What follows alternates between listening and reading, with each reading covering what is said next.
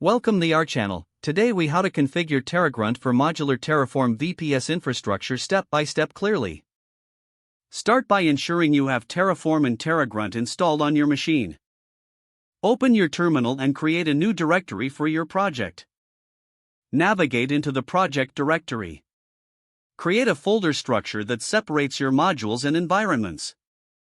Inside the modules folder, create subfolders for each component of your infrastructure. For example, you might create folders for networking, compute, and storage. In each module folder, create a main.tf file. This file will define the resources for that specific module. Next, navigate to your environments folder. Create subfolders for each environment, like development, staging, and production. In each environment folder, create a terragrunt.hcl file. In the terragrunt.hcl file, define the Terraform source for the module. Use a relative path to point to the module within the modules directory. You can also specify inputs in this file for easier customization. Next, create a common terragrunt.hcl file in the environments folder. This file can be used to define shared configurations for all environments.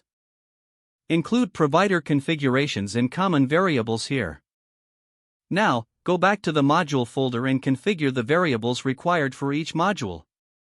Create a variables.tf file in each module folder. Define all necessary variables within this file to ensure proper module functionality. You will also need to create outputs.tf files in your modules. These files will define the outputs that can be referenced by other modules. After setting up your module configurations, return to the terminal.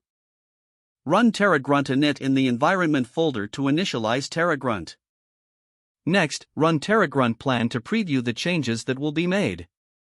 Review the plan output to ensure everything looks correct. Finally, run Terragrunt apply to deploy your infrastructure. Monitor the output for any errors or successful resource creation. Don't forget to like this video and subscribe to our channel for more step-by-step tech guides.